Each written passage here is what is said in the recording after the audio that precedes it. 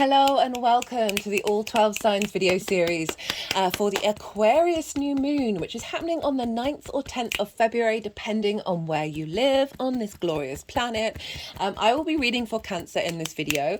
This is a big moon, right? The first lunation in the sign of Aquarius with Pluto for over 200 years. Whoa. It's also the Chinese New Year, so the new lunar calendar is being activated. We're moving into the Wood Dragon, as well as we're bringing in the cross-quarter festival that happens between a solstice and an equinox.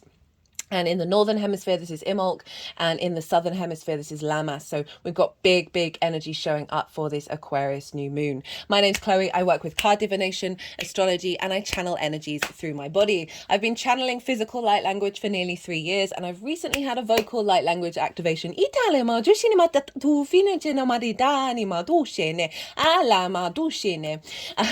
this is all will be used in the readings. I'm still incorporating in it. We're bringing in energies from different dimensions to help us heal, help us clear stuck energy, and open up portals to source to get us in alignment with our soul's frequency in this incarnation. So integration energy and activation codes. So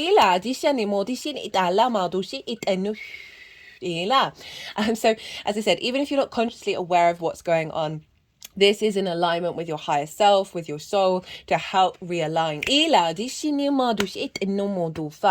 For those of you who know your time of birth, I really recommend you check out the sign that falls in your first house first. This is your ascendant where your rising, this is your rising sign where your ascendant is. And so this is all the signs are when I'm reading the astrology, will be as if they're in the first house. This does not invalidate you looking at any other part of your chart though, perhaps your sun or your moon, because they always get activated with these lunations. Just look to wherever that sign falls in your natal chart, look to the house that it's in and the themes of that house. Apply those themes to the messages that come through. So it's still going to resonate, but you just got to incorporate the meaning of wherever that sign falls in your natal chart. Right, I'm going to keep this short and sweet and crack on with reading for Cancer. Cancer rising. How you doing, Cancer? For those of you tapping into the Cancer energy and it doesn't fall in your first house, look to the house that it does fall in, look to the themes of that house and apply those themes to the messages that come through, right? It's as if that Cancer energy with all the connotations of your natal chart, themes of house, astrological points, celestial bodies have now all moved to the first house. So say you have Cancer in the 6th house of how you work, your physical health and your routines. So those themes are going to apply. So you've got your moon there where your needs are met through embodiment of work, where you're very intuitively aligned with your physical health and what to do in order to facilitate that. All of that meaning has now moved to the first house. So the astrology will still link in, but it will just be with all of that meaning. Right, Cancer. So my camera stopped working. I hadn't really started the reading. I just started pulling cards, and this was the first card to come out. And the energies that I channel were doing some work on it and clearing some energy. And then I noticed that the camera had stopped. So I'm quite glad that that happened early on. But I just want to let you know that I'm not picking this out of random. This did come up. So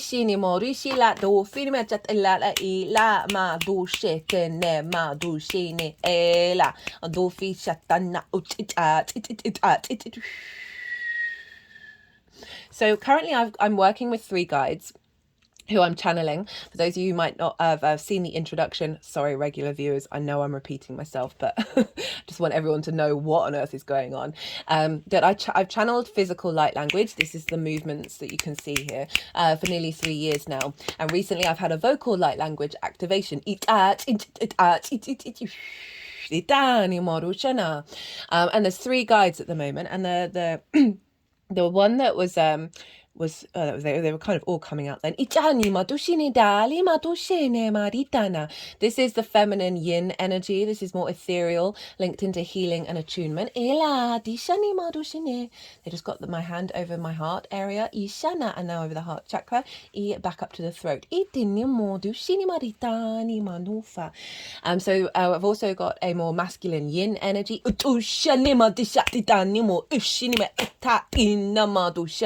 This this is more earth energy. This is manifestation and protection energy. And the third and final one that I'm working with mainly is more of a neutral, I feel like it's more connected to the fundamentals of source of the universe. It's linked into sacred geometry and codes coming through. More of the archetypal architectural structures of the universe. So they're all working together to incorporate the feminine, masculine, and neutral, which we have within us, not gender specific. And they're getting in, helping us get into an alignment of these three energies within us.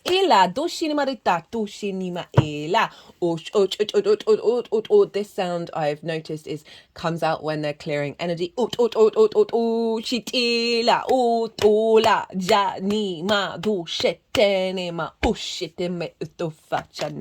So Cancer, regardless of whether Cancer is your rising sign or not, Cancer and Aquarius in conjunct one another.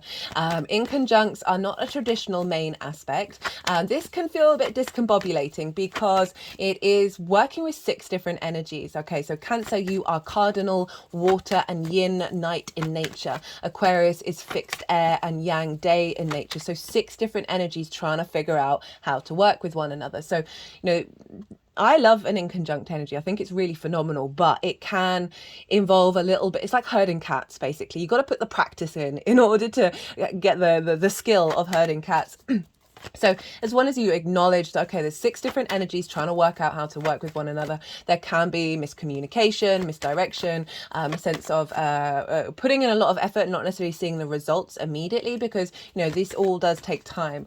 But it is a phenomenal energy. It's very magical, right? So it's very innovative and inventive because it's breaking out of conformity because it's not a traditional aspect. And so once we then realize you've got working with 6 different energies, you've got to play with different ways of creating. So wherever this is in your chart, it is in conjunct. So you're bringing in sort of unconventional energy. And this is a big moon, as I said in the introduction. Pluto's involved, and this is the first lunation with Pluto for a long time. We've also got the Chinese New Year, which is the lunar calendar being activated, as well as the cross-quarter fire festivals, either of Imbolc, which is in the northern hemisphere, or Lammas in the southern hemisphere. Now, I break down all of that, the meaning behind that. We're moving into the wood dragon with the Chinese New Year, and Imbolc is about the in-between phase from the winter solstice to the spring equinox, or the summer solstice to the autumn equinox. And this is about a pivot point in building and manifesting. And that's all covered in part 1 of the collective reading. I ended up splitting that up in 2 because I just didn't want to rush the astrology. And so part 1 is finding out about that Chinese New Year, how what energy is showing up for us in that regard, and how to work with Imbolc, which is always a really good idea to do that with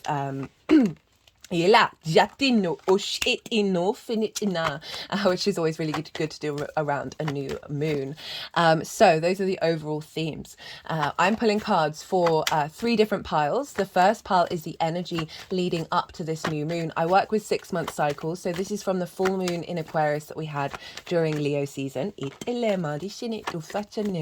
And so this is what you've been working through, what you've been integrating over the last 6 months, and how you're showing up in the lead up to this new moon.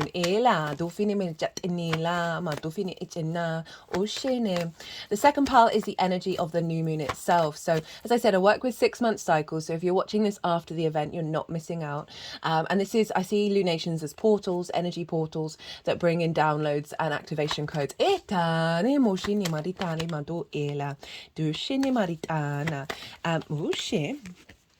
Oh, hello, you got your card, Cancer. And so this is what energy is being downloaded into your vessel that will then unfold over the next 6 months. The baseline for this is the collective reading. So this is in part 2, where I break down the astrology in way more detail. There's a lot going on, and I'm not going to be mentioning all of it, only the core aspects in these readings. So if you want a deeper understanding of that baseline energy for pile 2, do go check out part 2. Part part one's involved as well for the overall energy on top of that as well. So the tarot that will come up with pile 2 is how that's affecting the Cancer area of your chart. Pile 3 is how all of this is going to manifest moving forward and solidify. So the integration of this unfolding and then what's going to sort of bring into manifestation moving forwards. So those are the 3 piles.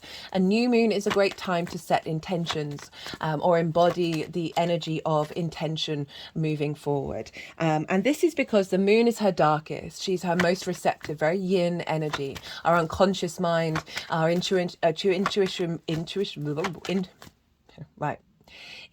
body, our emotional body, and where our needs are being met or not being met, and how do we nourish ourselves.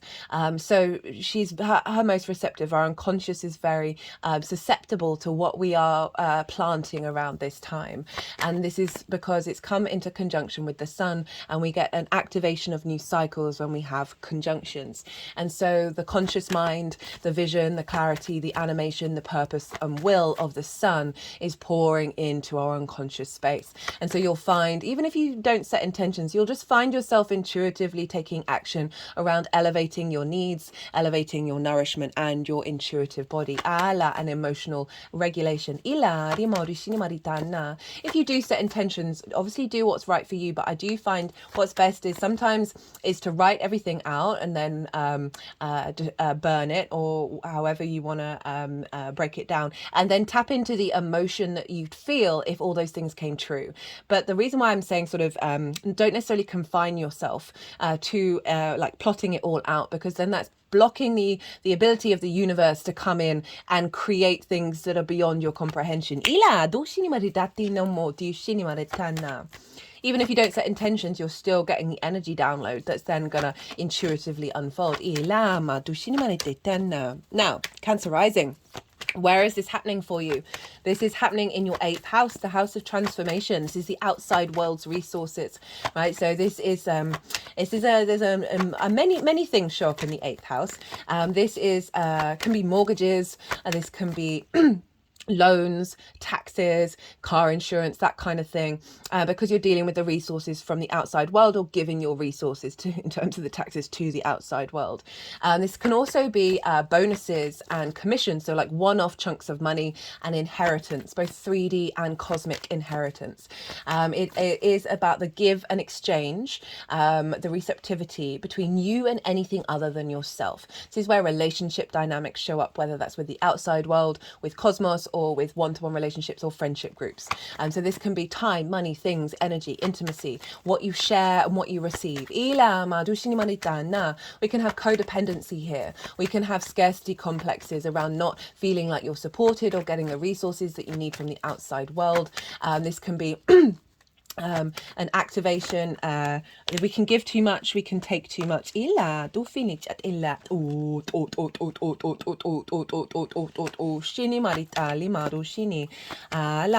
So we can all of this can show up. It's also your exchange, your relationship dynamic with source. Right? Edgar Cayce, a very famous psychic, had a stellium, which means a cluster of planets, in the 8th house. So he was able to utilize and transmit the resources from source, right? So it's not just linked into the 3D. So intentions around this, intentions around setting higher vibrational frequencies around the give and exchange between you and anything other than yourself. You know, the 8th house as well is also your ability to utilize the resources from the outside world, so you can set intentions around activating a strengthening of that. Now the overall message with this Aquarius moon, I've been feeling this for a while, and it's, you know, it's showing up in this moon, is that we are going to be receiving a very potent frequency, a potent harmonic into our vessel collectively. Aquarius is sort of the higher perspective. It is the collective air sign linked into universal truths and philosophies, the sort of the core understanding of the universe. Frequencies, geometry, that kind of thing. It's very utopian in nature. because it's looking to the future rather than looking to the past. That's more Capricorn energy, and is a sense of having responsibility around operating with the collective. Can be very egalitarian in nature, because it is often the black sheep of the family, so it's able to accept others who are different. Doesn't necessarily have to agree with them. Fixed energy can be very stubborn, but it's allowing others to be free. But it is this zoomed out kind of detached higher perspective, so very angelic vibes, and this was one of the first cards that came out from the Carl Gray deck while I was pulling these oracle cards. There will be an oracle card reading. I think I already mentioned that. I do apologize if I already did. So one of the things that I've been called to mention, this also came flying out in the Pluto and Aquarius transit series, which is live. It's in its own playlist. I really recommend you check that out, because this is obviously, there's a lot going on in Aquarius at the moment, and all the personal planets are making conjunctions with Pluto. I've put the dates in the description box, so you might want to put them in the diary, see what's going on around that time, to see what new journey our personal relationship with Pluto is making. Now, I've been really called in to mention the fact that since I've had my vocal activation, my words have kind of been all over the place. They haven't been as concise. There's been an element of discombobulation. And I've also had this tickle in the back of my throat quite consistently. It's not a sore throat. It's not a cough. It's just a little, right? So my throat chakra has obviously been activated. And often when we get activations, when we get frequency upgrades, the 3D then has to readjust. And so this can be when we're discombobulated, right? This angelic frequencies come through very loudly, and there's other astrology going on that makes me believe that what's going to come through is going to come through quite intensely and quite fast. So I'm just saying this in order to let you know that you might feel a bit discombobulated. There might be something that's showing up in the 3D that doesn't quite feel right. We can get run down, we can get ill around after activations. Just to bear that in mind, and don't be fearful of it, that it is part of the process. The 3D is a little slower than higher dimensions, and so it takes a little while to catch up to the activation that's coming through. Right, so this is a big higher frequency showing up, a more integrated frequency showing up for us. And so this is bringing more perspective and understanding of those relationship dynamics, clearing out distortion around them.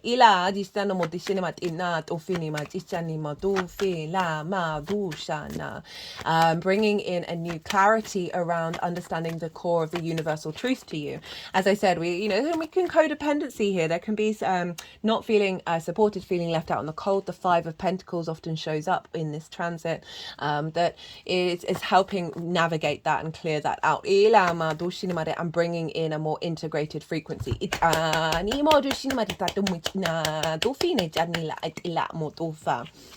So what else? Setting intentions around activating a stronger connection with source and the relationship dynamic of that, building on relationship dynamics that you have with yourself, with others, with the outside world, utilizing the resources. If you've got certain plans and intentions that require the resources from the outside world, this can be a great time to set intentions around that. Your intuition around interacting with the outside world, of knowing which path to go down. Sometimes when we're in relationship dynamics, they might not ever be able to be fixed in this lifetime. So it's like figuring out, okay, that's not going to be the case, and allowing space to open up to collaboration with other frequencies that are more in alignment.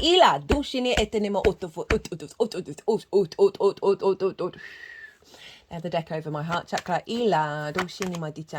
Feeling more secure within yourself, right? So with the 8th house, we can often rely on the outside world in a distorted way. And it's all about going back into yourself and realizing you have everything that you need. You don't need validation from the outside world. You don't need you don't need the resources from the outside world before you can start taking action to bring things into fruition. Right, so let's get into the astrology. As I said, this is in conjunct your Cancer energy. So this is bringing in new frequencies in alignment with your sense of self and your embodiment of self. So, as I said, if you're if you feel like you rely on the outside world to be able to be you, this is calling on that to be cleared away. If you feel that you make yourself small because you've not necessarily received resources and support, this is breaking out of that as well and bringing in a new frequency of collaboration. Okay, so I'm going to talk about some of the major aspects of this moon, and then after that I'm going to talk about the rulership energy transfer. So these are the two frameworks to understand the depth of this moon for you moving forward. So we've actually got a grand air trine going on for this moon, and what does that mean? Well, that means all the air signs, Gemini, Libra and Aquarius, are being activated, and they are aspecting one another by trine. A trine is an aspect of Jupiter, bringing about a sense of elevation, a sense of expansion and ease, right? A knowing, a faith, a drawing together of opportunities, and a sense of luck. It's a soft aspect, it's easy, it's free flowing, it's very supportive. And we have Gemini being activated by the asteroid of Vesta. Vesta is an asteroid. It represents devotion, dedication, and purity. She's been moving through your 12th house, Cancer risings. This is the hidden house, the house of mysteries. This is can often be where the sort of the constructs of who you are lie even in the unconscious spaces, the mind and other unconscious spaces that can be linked into anxiety, depression, trauma responses, limiting beliefs, grief, isolation, loss, right? These are difficult. It's a difficult house. But Vesta is wherever she is, she's bringing a sense of devotion to that area, a sense of dedication and a purifying nature. She was actually trying the full moon in Aquarius as well in Leo season. So she's been activated again. She's been in Gemini for a while. She was also linked into contracts and the purity of contracts. In the Roman Empire, the Temple of Vesta held the contracts in order for them to not be distorted and manipulated. So often people would perhaps change somebody's will in order to get in on the inheritance, and any contract that was stored in this temple was deemed to be pure and in honoring the original contract. She's linked into the inner flame, so moving through the 12th of tending to that inner flame. And so this can be helping you so what I see with Vesta is she is clearing away distorted contracts. So in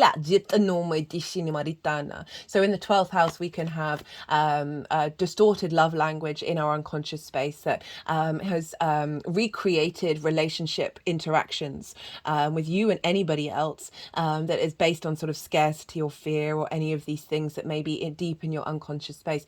Vesta is helping clear those out. The 12th house is also a very, very magical house, because underneath all those difficult things is the magic of your soul. And so Vesta, while clearing out these distortions, is getting us more in alignment with our soul's initial contract. Itan is the purity of that initial response. Ila on this incarnation. So harnessing the magic of your soul. Then pouring into the 8th house of getting this confidence and knowing that contract, whether it's consciously or unconsciously, that is then bringing in new frequencies in the 8th that's in alignment with that.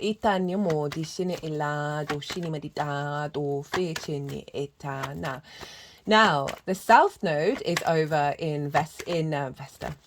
The South Node is over in Libra, in your 4th house, the roots and foundations, your ancestors, both blood and soul lineage, your parental figures, the roof over your head, and what you do in your private life. So the South Node is the tail of the dragon. It's often linked into release. It's a going inner space. It's a place where we're now comfortable, where we can refine and bring depth. It's very yin energy. I've done a transit series for the nodal axis in Aries and Libra, which covers all the 12 signs and talk about the main themes of this eclipse cycle, because obviously I cover the eclipses in these lunation videos.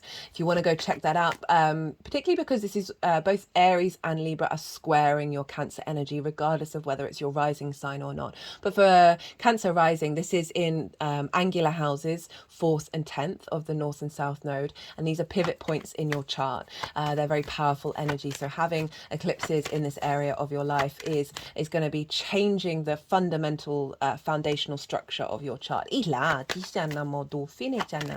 South Node refines, so there's a sense of releasing old energy in linked into blockages from ancestors, difficult relationship dynamics with your parental figures, but then bringing in a refinement of your foundational space, bringing in a sense of deepening of your understanding of the true strength of your foundations, bringing in support from the ancestors.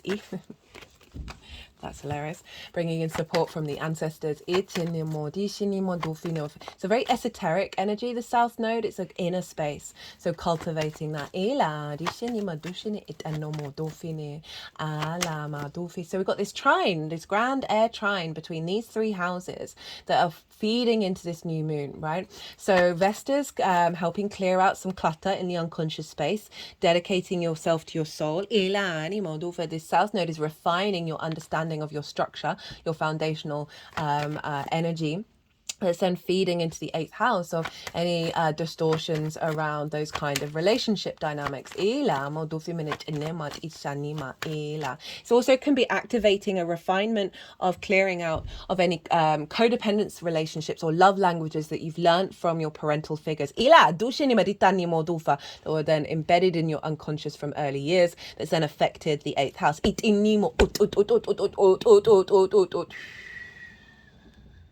So that's getting activated. One of the other main aspects is a square with Uranus, right? So Uranus is very independent, it's very maverick, it's very inventive, it is rebellious, it's very confident and comfortable being itself. It is here to liberate our souls. It can be very disruptive in the process. It can flip things upside down. It's a path clearer, the breaker of chains, and so it can be disruptive, right? And it's a square aspect to this new moon. We had this with the Leo new moon last year, and that Leo full moon and this Pluto transit series that I've done, all of this feels very interlinked. So I recommend, even though we've just had that Leo full moon, to go check that out, because it is part of a 6-month cycle, and a lot of themes that are showing up there are important for this Aquarius cycle.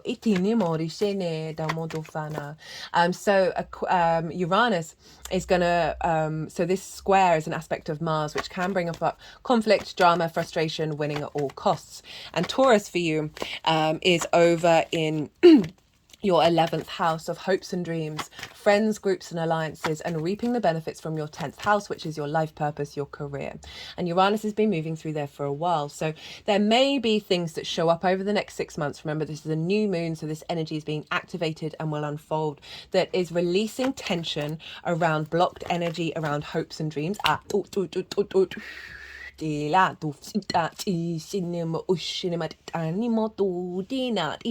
Any difficulties around you being confident and comfortable being yourself with groups, friends and alliances, any blocks and limitations around you reaping the benefits from your 10th house, may come up, may bubble to the surface. Now we got this with that Leo new moon over the last 6 months, where across the board we've seen difficult energies show up in order to be released, and then by the time we got to the full moon, I just really seen so much that situations that may have previously bothered you, right, have got they're no longer, you understand that they're no longer linked into you. It was like an end of a line with that full moon, and then activating a deeper understanding from your heart space. Right, this time this is Aquarius, so it's the reversal of that. So there may be things that show up that you're like, oh my God, what's going on? Trust in the process. This is also big building energy, squares, manifestation on the 3D plane, movement, motivation, action of Mars, right? Mars at its best. Without this friction of movement, we wouldn't have atoms bumping up against one another, creating 3D linear time frame dimension of space and time that we're very consciously aware that we're in. So this is manifestation in the 3D. We build with squares. There are hard aspects, so they can bring like several more hurdles to get going, but we're building, right? So this building activation energy is coming through into this new moon, and also building your ability to liberate and act upon in new and unique ways around your hopes and your dreams. Drawing towards you friends, groups and alliances that are in alignment with this very independent maverick energy of thinking more galactically, and you being confident being that within groups as well, building on really reaping what you've been working on with that career house. Okay, you had Jupiter move through there, and you're now seeing the benefits of that with Jupiter being in your 11th house as well. So really building on that in relationship to the resources of the outside world and your relationship dynamics with the outside world that are more in alignment with supporting and collaborating rather than being in restricted, stagnant energy.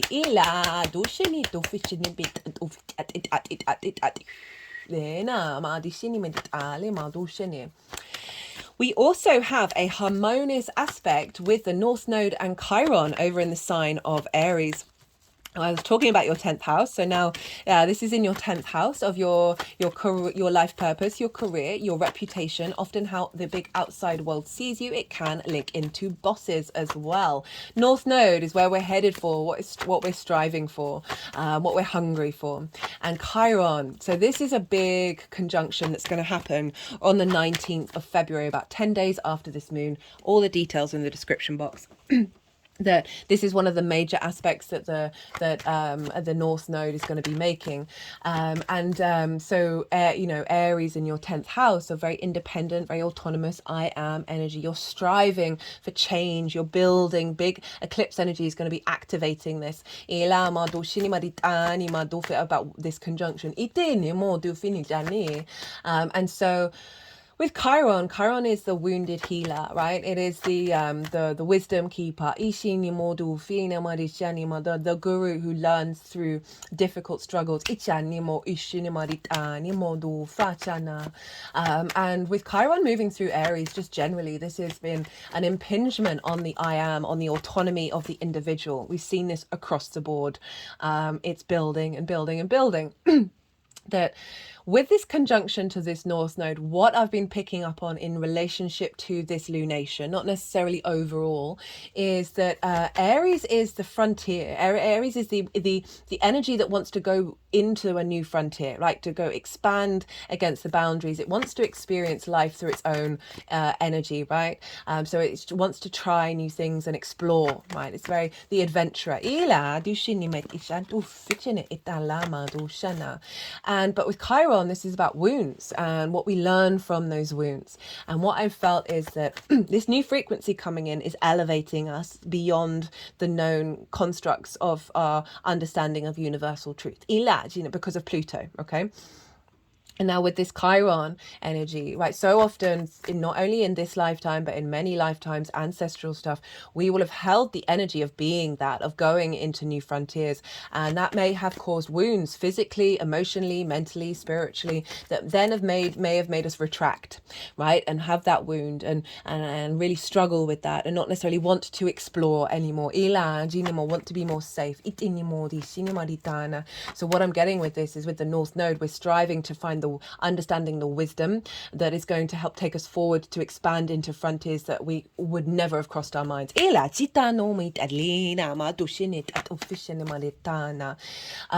this is sextiling this moon a sextile is an aspect of Venus. Venus, a soft aspect, is wanting to bring love, connection, desire, harmony, grace, diplomacy, a sense of creativity. It's a very free-flowing energy. So we've got this wisdom that's coming through, that's liberating you into new frontiers when it comes to your life purpose and your career and your visibility. Alima, there may have been wounds around being seen. That's kept your light dark. Or not wanting to hope or dream and understand your life purpose. Or maybe you've really been working on it and you just hit a wall. There's an element of frustration. We're going to get the wisdom during this new moon. It's going to activate and unfold moving forwards, of how to then turn that into, you know, that guru energy, that sort of the knowledge that is going to help us bring a deep amount of wisdom to our being, that is allowing us to learn many skills and enter into different realms. So we've got this connected to the outside world's resources. So this can be bringing in new dynamics that are facilitating your life purpose.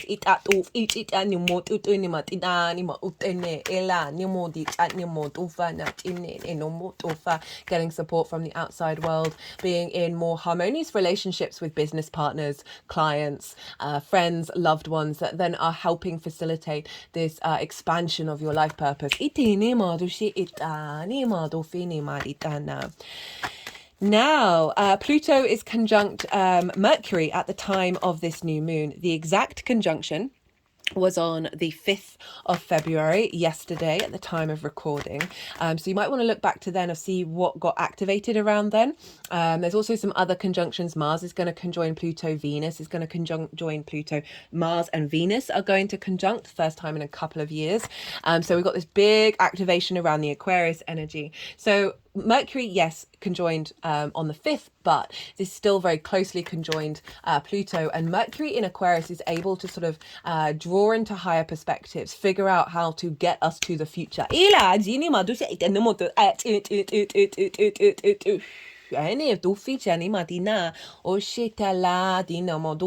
So this is why I've been mentioning about the discombobulation, because Mercury can join Pluto. Pluto's about power, transformation, and magnetism, right? And bringing that within yourself, that Pluto is transforming our old understanding of our universal truths on a personal level, and Mercury is able to figure things out very quickly and download this very, very quickly. So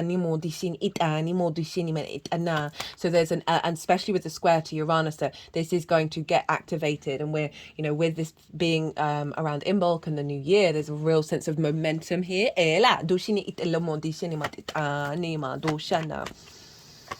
Right, so you're going to be able to figure things out. We're going to be able to see new realities. Very quickly.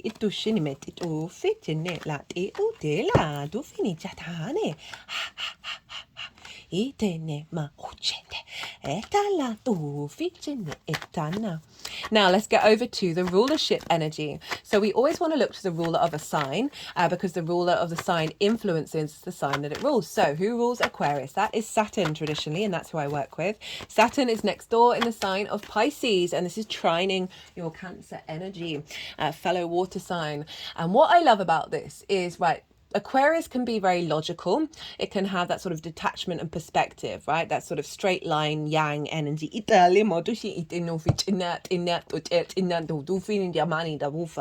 Pisces, different kettle of fish. This is the trickster energy. It's very fluid, right? It is very fluky, very synchronistic. There's a lot of magic with Pisces. It is the all-encompassing cosmic ocean. And what I see with this frequency, so Saturn brings structure, brings form, brings commitment to your legacy. So the way I've been describing it is Aquarius is kind of like, yes, frequencies are fundamental, geometry is fundamental to the universal truths of the universe. And this energy feels like, yes, this is true, but I've just pulled a crystal out of thin air. Now that is the Saturn and Pisces energy, right? The solidity of the crystal out of nowhere, and we cannot currently comprehend it. And this is what I mean. It's about bringing in a new exploration into dimensions and space that we may have never comprehended. And this is creating a vessel for us to be able to navigate that along this ocean.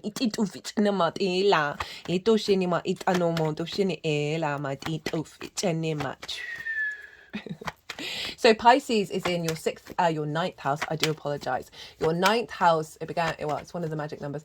This is your perspectives, how you see yourself in the world, your philosophies, your ethics, your principles, your connection to matrices that are bigger than you, that you're a part of, and you're figuring it all out. Book religion, source energy, science, whatever it is, nature, whatever it is that you connect to. It's all about your perspectives. It's also about learning and mastering something. And traveling to landscapes that are unfamiliar to you, both in this dimension and others. That broaden your perspective. Saturn can be a bit of a difficult transit. I've done 3 Saturn in transit series. The first one I still recommend because I break down the themes of Saturn in the 9th house in way more detail. The third is the live one now. So if you want a deeper understanding of that, go check them out, always in their own playlist, so they're easy to find. And Saturn can bring about difficulties, but I'm going to focus more on the fact that Saturn does all that in order to bring you into your own authority, to your own integrity, and your commitment to your legacy through maturity and due diligence, right? So Saturn is making sure that you're in alignment with a more of a mature perspective and a deeper understanding to your legacy and your place on this planet and your cosmos. And this is feeding into Aquarius. So what I feel is like Pisces and Saturn can be throwing you a curveball of like a revelation of your understanding of self in the universe that is perhaps beyond anything you could possibly comprehend. And then this is recalibrating your relationship dynamics, right? Of like, okay, well, this is who I am. This is the frequency that I'm bringing to the table, and that's drawing towards you that kind of the receptivity energy from the 8th. Now, Saturn is in Pisces, which is traditionally ruled by Jupiter. So we want to go and look to where Jupiter is, and Jupiter is in your 11th house along with Uranus. So this is all those themes. Jupiter loves being in the 11th house. So you're getting a lot of support around your hopes and your dreams, more expansion and elevation and knowing about where they're headed, as well as perhaps being received well in friends, groups and alliances, and for the wisdom that you have to impart. And as I said, reaping the benefits from your 10th house. So Jupiter is then feeding into Saturn, saying, okay, well, I'm hoping and dreaming in this way. And I'm showing up in groups in this way, which is altering and you're deepening your understanding of who you are in the world, right? And so it's an elevation. You might have been getting some accolades from work. This then reorientating your perspective and therefore clearing out distortions around relationship dynamics over in the 8th, which is Vesta, what Vesta's helping integrate. Some of you, this might be an opportunity that's going to show up. That means you then travel and utilize the resources from the outside world. That could definitely be one of them. But overall, Jupiter's giving you a sense of confidence about being able to establish your hopes and dreams, and therefore really aligning you with your perspective of what they are. So this can be a great moon to set intentions around receiving support.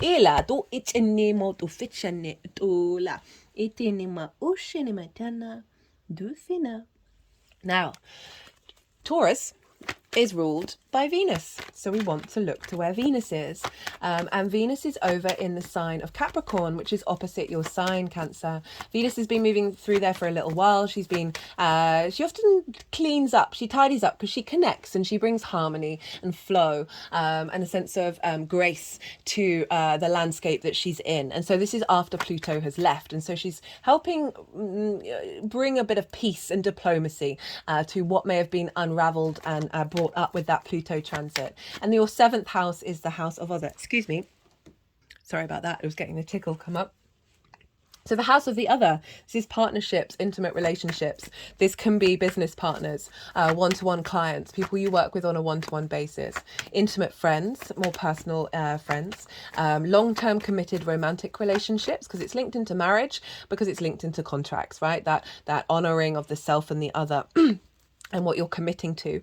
And it's also source energy, right? That contract with source. These are important energies in your life. And it's often also how you can show up with the other. So Venus is getting this in alignment with your one-to-one relationships. With your hopes and your dreams, right? So she's smoothing over things. So she's bringing in a sense of connection and desire, of drawing towards you frequencies that are more in alignment with your hopes and your dreams. If there's been any imbalance with the seventh house, and therefore the relationship dynamics of the seventh house, this is what's being activated. A new activation is coming through that is bringing more harmony to those things.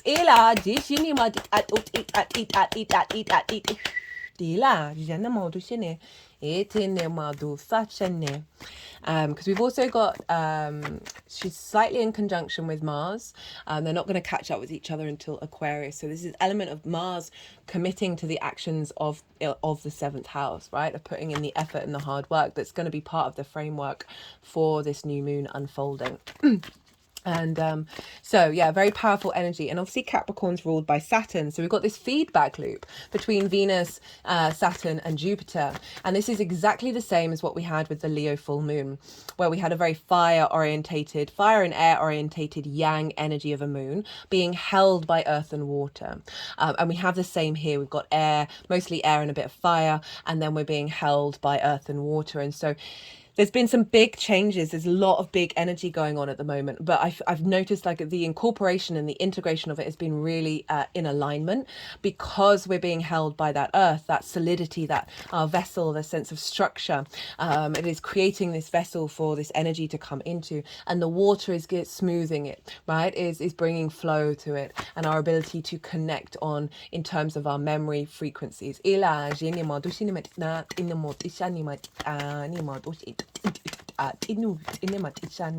So we're feeling quite grounded, even though this is very yang energy. So this fast air, like the grand air trine, this very fast movement, is being contained in this vessel and allowing us to integrate it quite quickly into a solid form. That's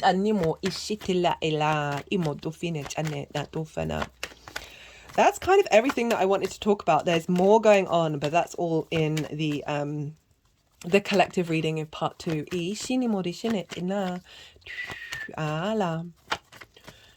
Venus in Capricorn can be very traditional and wanting to commit to things that are legacy energy, like that will require a little of effort and evolve over time. She's also square the nodes. She's been squaring the nodes all week, and what's going on in Capricorn is it squares the eclipses, so it's bringing in that manifestation energy, it's bringing in that action, that building. So this Venus transit is really helping us pull towards that Capricorn energy with a sense of grace. Because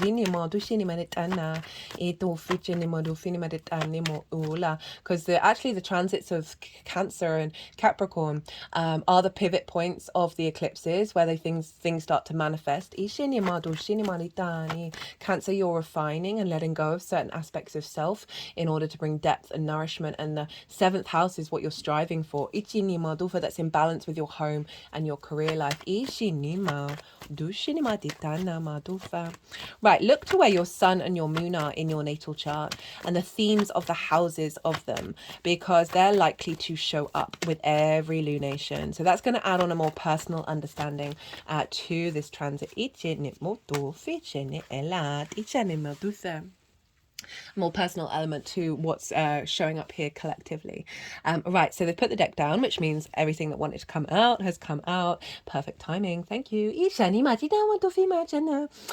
to go consciously quiet. We just had the action yang day side of the reading, the go, all the stimulation. Now we're going to have a little bit of yin, night, rest and digest. I'm going to soften my mind, and the energies are going to move through me. They're going to do some physical and vocal light language. They're going to move the excuse me again. They're going to move the cards around, and then they're going to put them into the 3 piles, and then I'll bring the tarot into the astrology. I call you to soften your mind as well. You just had loads of information. Let that all settle, and then see what intuitive hits you get come up while we're in this rest phase.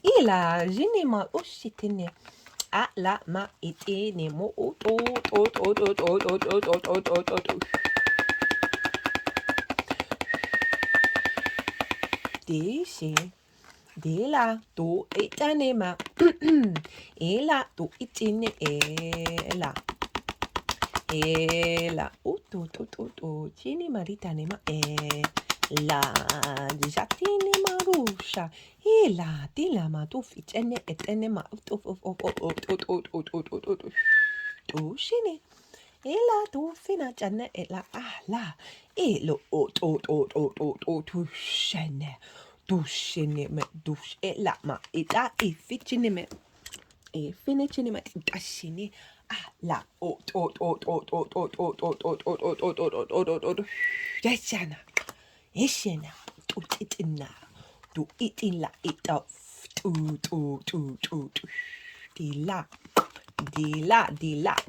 chine netene mutushene etene ma ishuni etene ufichine etene ela chine dushene chine mitale ashana ita dishene ela do fina tina etena ela zini moto shine fishene oshana etene do fichatana etene matu ela do fe jata dela ishine mo do fine ela la madura ila manedore ishini dalena no dofa ishana madusha ila madura. They started singing a lot with me, which for those who are regulars, you know I've talked a lot about how the more that I've integrated, I always had a very distorted throat chakra. I couldn't, like, very out of key, out of tune, felt like things when I would sing would just come out as if it's gone through so many different networks and it's been crunched in and distorted, right? Unless I sang in a choir. But since I've doing the integration work and really understanding my truth and then speaking it and integrating many different aspects of self, and also with the channeling that's really started to activate, but it's still definitely not perfect. I can drop out of keys so easily, so I do feel for these energies having to work with a vessel that, one, can't really whistle, they like whistling as well, and two, doesn't have the best singing voice. Anyway, regardless of me, right, we're all on a journey here, aren't we? What's showing up? What have you been working on since that Aquarius full moon last year? What's been showing up, and then how have you been responding to it? And where are you at in the lead up to this new moon? We've got the 9 of Wands, the 10 of Wands, the 8 of Cups and Temperance. Very, very clear message here. So 8th house, not feeling supported, feeling isolated. This is the wounded warrior, basically. This figure, it feels they've got to do everything themselves, that they are always on the defensive because they always feel under attack. Okay, I'm getting something that I don't usually say. This is kind of victim mode. I've got to do everything myself. I can't rely on anyone. Poor me, right? Energy. And I wouldn't normally phrase it in that way, but that's what's coming through. So there's also an incredibly strong energy of being able to keep on going, but you're battered, you're bruised, you're exhausted. I always say when this card shows up, do you need to be in conflict? Do you need to care about the external world? Can you just do you without getting exhausted, without putting up a fight? I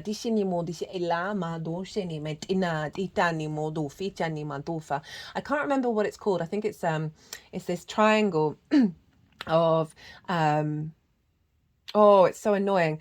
It's used in therapy and often in that's going to annoy me. But there's an element of we can often get a perverse pleasure from being in a state of neglect or a victim space. It can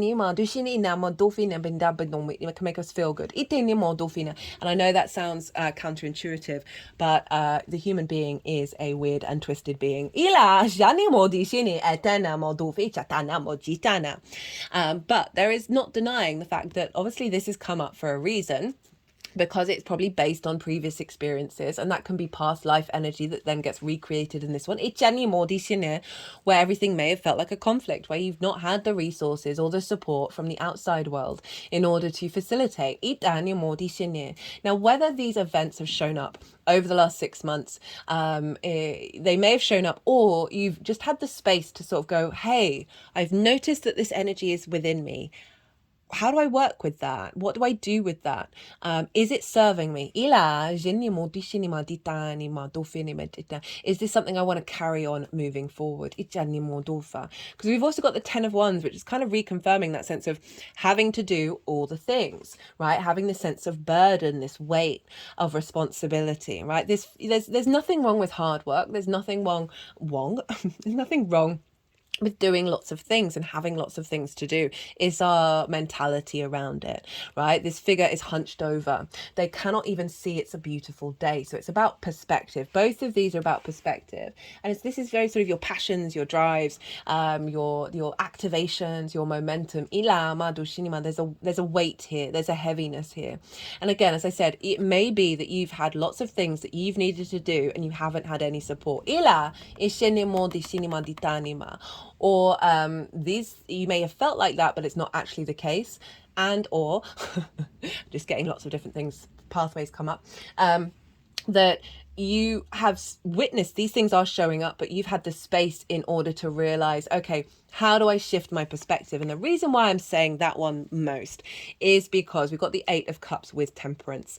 And the 8 of Cups is acknowledging old patterns and walking away from them, right? So much in our unconscious space, the emotional body, is love languages, is trauma responses and limiting beliefs that actually feel very comfortable to us because they're so deep rooted within our psyche, but are actually doing us a disservice. So this is the build up towards this new moon of realizing, okay, I don't want this in my life anymore. You've gone, okay, no, this is not working.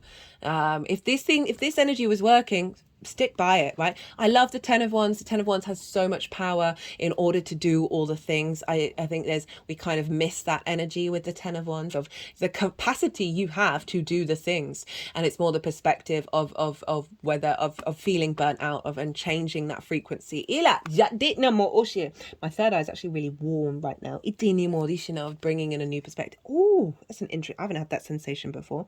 So the 8 of Cups has made the decision to go and climb this mountain, go on a difficult journey in order to get the higher perspective. That is Aquarius. And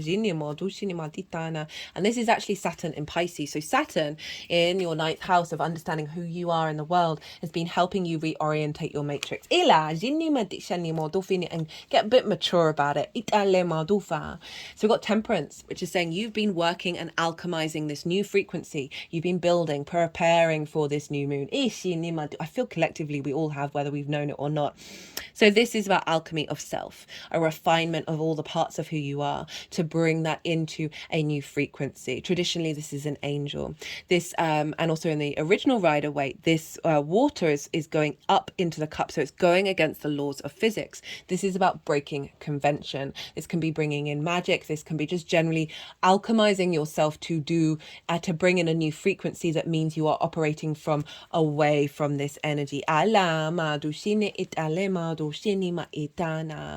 And bringing and alchemizing and bringing things into harmony. But this is also a taking your time card. Right, this takes time, takes practice, takes effort, and this showing up and saying you've been doing it. Trust that you've been doing it.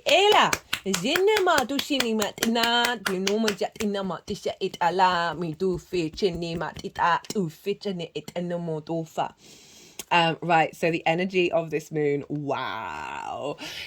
What's showing up for you? You got the Chariot, for this, what's downloading, what's the energy download into your vessel? You've got the Chariot, you've got your card, you've got the Ten of Pentacles, love it, legacy energy, Ace of Cups, Knight of Cups. Far cry from all of this energy. Okay, the Chariot, victory. This is someone who is confident within themselves and is able to move through the world with all, knowing that it has the access to all the resources around it, right? We've got the star canopy, we've got the astrological symbols, we've got balance here of the yin and the yang. This energy isn't trying to control the situation. They do not have reins. They are being guided through the world. They have the magician's baton. They have the empress's crown, and the empress is showing up later on. So this is saying what's coming down into your vessel. This is your card, Cancer, of you feeling more confident within yourself, more resilient, more able to move it through life from the energy frequency of victory. There still may be things that don't necessarily go to plan, but this energy coming through is saying you're going to be embodying a sense of knowing and faith. This figure knows it's being guided where it needs to be guided. It's going out into the world. I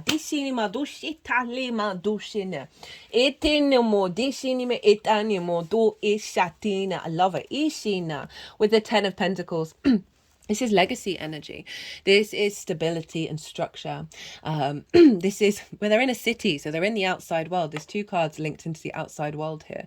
And we've got the mundane and the esoteric. So we've got the different generations working with one another. The esoterical symbols are bringing in magic into the day to day. So there's an element of being out in the world and feeling confident and with a strength within yourself. And this is about building things that are going to last the test of time. So it's really saying that this is activating a strength within you that is then going to draw towards you resources, that is creating and building legacy energy. And then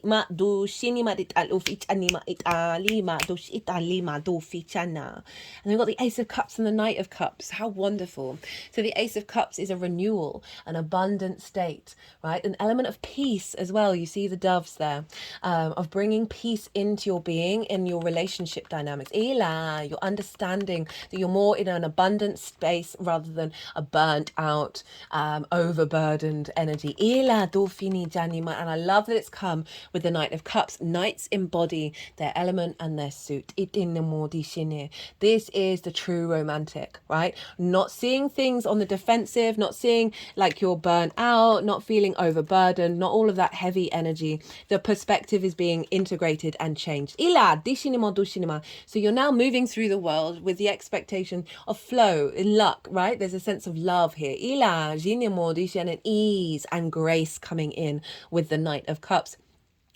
There's a swift movement here with the wings on the feet and the head, and they're holding the cup at the heart chakra. So it's an alignment of your embodiment through in relationship to the outside world. Again, it's also a movement card. There's a lot more movement coming in. Of intuitive understanding of where the resources are going to be and not overthinking it. Very sort of intuitive energy showing up here. Perhaps there's certain things that you do actually need from the outside world and you're going to be guided to them.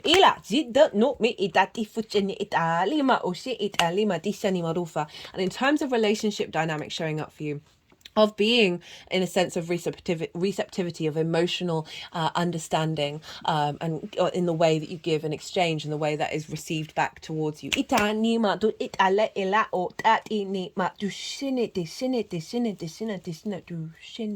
it feels is like that alchemy that you've been working on with these cups has been transformed into something that you're now embodying. We've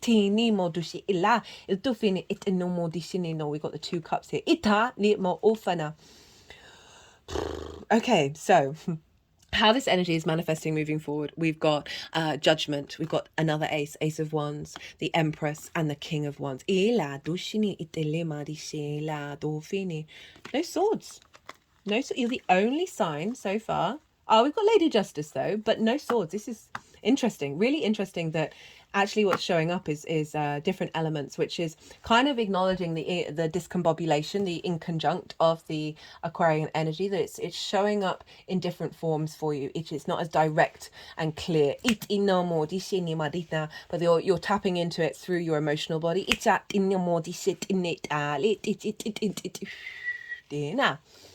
Okay, so Lady Justice, and this is about rebalancing. So anything that's been out of order, that's been discombobulating in that 8th house, is getting into an alignment.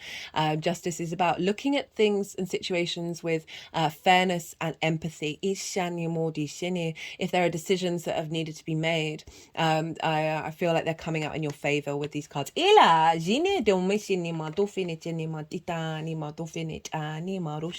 With that Ace of Wands, whatever's coming through is reigniting a sense of virility, a sense of passion and creativity and activation. It's a very powerful energy. And, with Aries, that fire sign, and this is fire, up in your 10th house of your career and your life purpose, it feels like what's coming, there's a judgment coming through that is creating a new cycle of activation, like a new beginning. Thinking about Jupiter and Uranus over in your hopes and your dreams, that there's a step that's happening that will then activate a new cycle. And overall, just moving away from those wands, actually thinking about it, we've now got the Ace of Wands. So rather than being burnt out and overworked, you've now got the strength. And I feel like that's because a lot of energy is going to be cleared around the give and exchange, right? It's been stuck and stagnant, and that's opening up more space within yourself and freeing up a lot of energy. So it's giving you more embodied energy.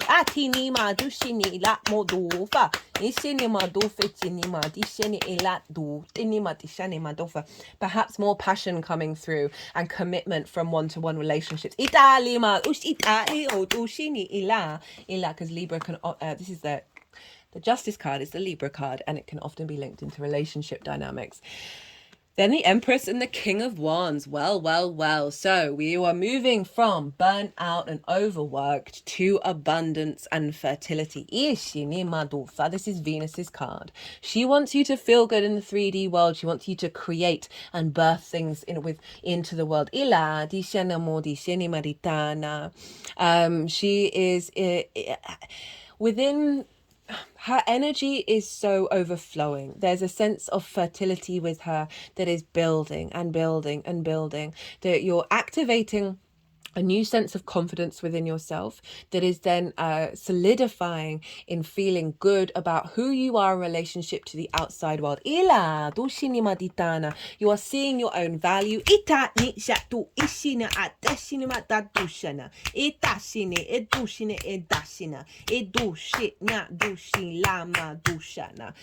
is Venus's card, so it can represent what's going on with Venus at the time of the new moon. She's over in your 7th house, so a sense of abundance when it comes to relationships showing up. Okay, this could be opportunities to elevate those relationships or bring in new ones. But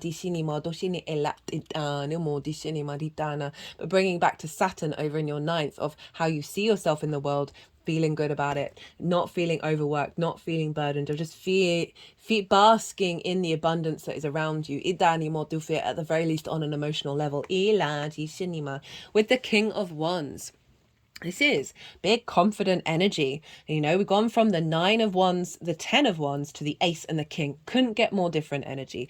This energy knows what decisions it needs to make moving forward. There's an element of having support as well, because the King isn't the one doing all the things. There's got support of the court. There's a real sovereignty here with kings. They are confident within their decision making. They understand the actions that they need to take. And I also feel like this could be energy coming in from the outside world that is facilitating, right? Getting the benefits and the boons from a king. Not gender specific. But just generally feeling more confident within yourself and more in command. And perhaps that through that feeling in command, that you are drawing towards you resources that are serving your hopes and your dreams. Being in your own power when it comes to relationship dynamics. And receiving wisdom that helps you take action and facilitates your actions. All resources. Right, let's see what's showing up for you from the first light tarot. All the decks are in the description box. If any of them take your fancy. It's so funny now. Like if I sort of slip up or do something or drop something, I will respond in light language rather than English. Ila.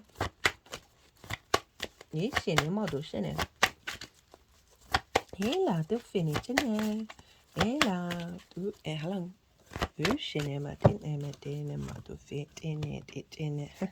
Attraction, manifestation, love it. Judgment, results, decisions, outlooks, finality. So that's sort of in alignment with what I was saying about the Libra, the Justice card, that there is through shifting your outlook, through shifting your frequency, that there is more results coming in. There's more a sense of things being rebalanced and the ability to make decisions with the resources that you have. This is kind of ascension energy. It's Pluto energy of raising up that frequency that is giving you more ability to expand. One more card, please. We've got strength. So we've got that Leo energy.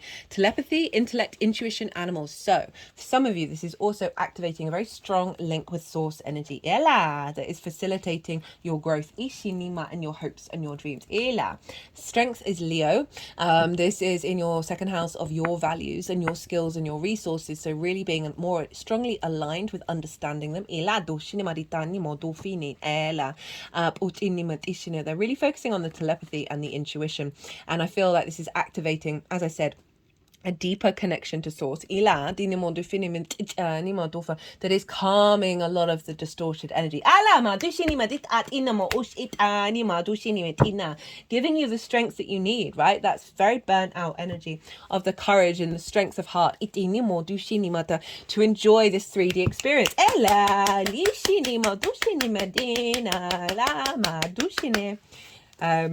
Right. Love that. Okay, let's see what's coming through from the numerology deck.